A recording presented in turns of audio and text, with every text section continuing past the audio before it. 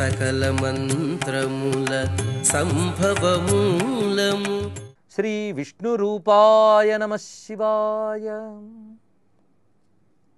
కృష్ణ పరమాత్మ ధర్మరాజాదులకి ఉపదేశిస్తున్న శివశాస్త్రనామాలను ఈ పావనమైన కార్తీక మాసంలో మనం వ్యాఖ్యాన రూపంగా చెప్పుకుంటూ, ఈ వ్యాఖ్యానం అనేటువంటి నెపంతో పరమేశ్వరుని యొక్క దివ్య గుణాలని కీర్తించి ధన్యులమవుతున్నాం.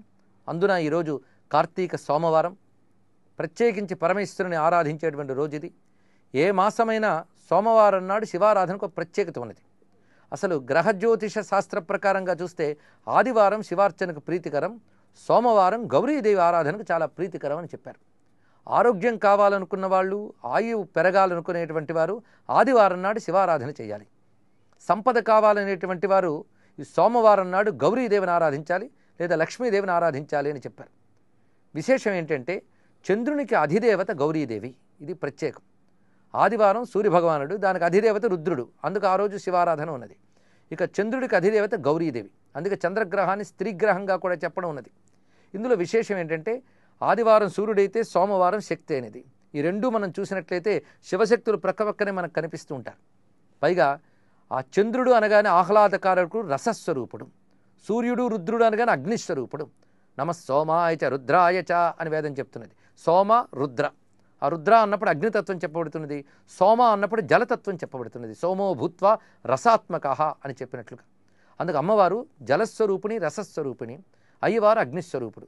ఉభయుల చేతనే జగత్తంతా ఉంది గనక అగ్ని సోమాత్మకం జగత్తన్నం. కానీ అగ్నితత్వమైన సూర్యుడు రుద్రుడు ఆదివారం ఆరాధింపబడితే, సోమతత్వమైనటువంటి శక్తి ఈ రోజున ఆరాధింపబడుతున్నది. మరొక ప్రత్యేకత ఏంటంటే కార్తీక మాసంలో ప్రతిరోజు విశేషమే, ప్రతిరోజు ప్రతి పూట విశేషమే.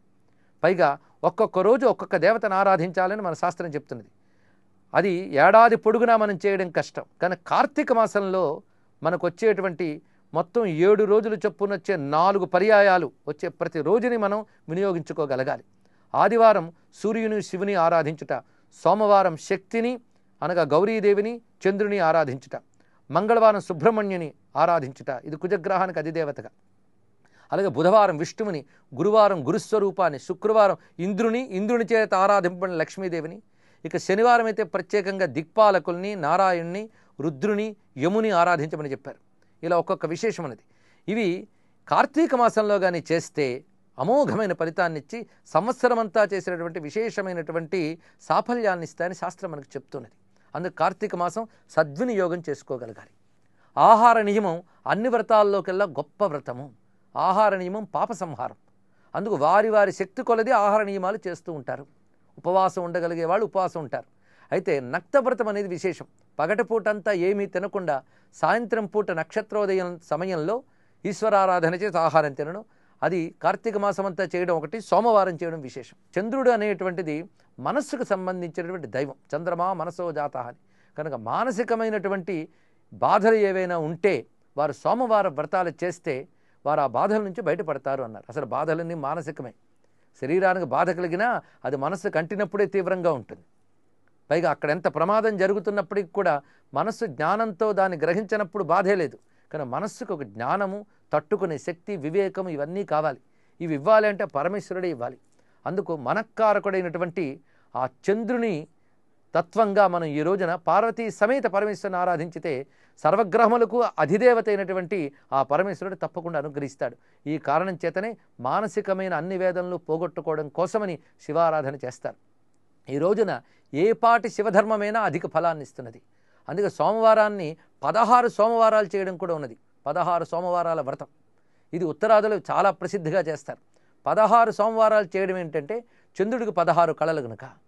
అదేవిధంగా మన మనస్సు పరిపూర్ణమైనటువంటి శాంతిని పొంది వివేకంతో కూడి ఈశ్వరార్పితం కావాలి అంటే ఈ 16 సోమవారాల వ్రతం చేశారు. అందుకు సోమవారం మనస్సుకు సంబంధించినటువంటి స్థైర్యాన్ని ప్రసాదిస్తున్నది. అలాగా మానసిక స్థైర్యాన్ని, జ్ఞానాన్ని ప్రసాదించే పార్వతీ పరమేశ్వరుడు నమస్కారం చేసుకుని 784వ నామం మహాకల్ప. ఇది నమస్కారంలో మహాకల్పాయ నమః, ఇది కూడా అదే అర్థంలో తీసుకోవాలి. మహా ఆకల్పాయ నమః. ఆకల్పం అంటే అలంకారం కదా, గొప్ప అలంకారములు కలవాడు అని దీని యొక్క అర్థం. గొప్ప అలంకారములు అంటే స్వామి ధరించినటువంటి ఆభరణ విశేషములు. పురాణాల్లో స్వామికి రకరకాల అలంకారాలు చెప్పారు. సాధారణంగా ఆయన సర్పభూషణుడు, చంద్రశేఖరుడు ఇవే అలంకారాలు అనుకుంటాం. కానీ ఆగమశాస్త్రంలో వివిధములైన ధ్యాన విధానాల్లో ఆయన ధరించినటువంటి అద్భుతమైన రత్నాదుల గురించి కూడా వివరించి చెప్పారు. పైగా వివిధ రత్నములతో శోభిల్లే పరమేశ్వరుని ధ్యానించడం వల్ల వివిధ ప్రయోజనాలు ఉన్నాయి. మనస్సుకు శాంతి కావాలి అంటే ముత్యాలు మొదలైనవన్నీ తెల్లని ఆ రత్నములు ధరించినటువంటి పరమాత్మను ధ్యానించాలట. అలాగే మనకి జ్ఞానము ఇత్యాదులు కావాలంటే వాటికి సంబంధించిన రత్నములు వేరే ఉన్నాయి. ఆరోగ్యానికి మరికొన్ని చెప్పారు. ఇలా వివిధములైన ఆభరణములతో భక్తుల ధ్యానములో గోచరించేవాడు కనుక మహాకల్ప. ఇది ఒక భావం. ఇంకో భావంలో ఆయన ధరించినటువంటి ఆభరణములు ఉన్నాయి, అవి చాలా గొప్పవి, ఇతరులు ఎవరు ధరించలేరు. ఏమిటవి? సర్పములు, ఇక విషము, నెలవంక, అగ్ని, ఇవి ఆయన ధరించిన అలంకారాలు. ఇవి ఇంకెవ్వరికి లేవు, ఆయనకు తప్ప, ఆయనకు మాత్రమే ఉన్నాయి. ఆయన ధరించినటువంటి వస్త్రం చూస్తే అది చర్మాంబరం.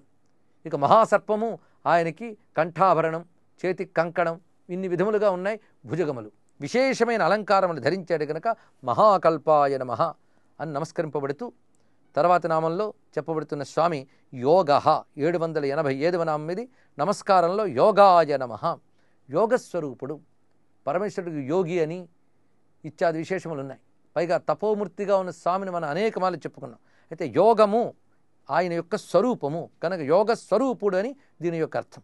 అయితే యోగం అనే దానికి వివిధ సందర్భాల్లో వివిధ అర్థాలు ఉన్నాయి.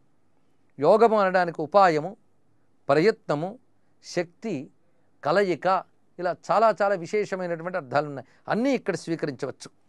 ఉపాయము, ప్రయత్నము ఇది భగవత్ స్వరూపము. సృష్టిలో మనం అంటూ ఉంటాం ఈశ్వరుడు అనుగ్రహం ఉండాలి కానీ మన ప్రయత్నం కూడా ఉండాలి కదండి అన్నారు. ఆ ప్రయత్నం కూడా ఈశ్వరుడు యొక్క స్వరూపమే తెలుసుకోవాలి. ప్రయత్నం కూడా పరమేశ్వర స్వరూపమే. అలా ప్రయత్నించగలిగే శక్తి ఎవడో అతడు ఈశ్వర స్వరూపుడు. ఈ రూపముతో ఈ జగమంతా వ్యాపించినవాడు. అందుకు ఉద్యోగము అని కూడా ఉన్నది. ఆ ప్రయత్న స్వరూపుడై ఉన్న పరమేశ్వరునికి నమస్కరిస్తూ సర్వం శ్రీ సాంబ సదాశివ చరణారవిందార్పణమస్తు.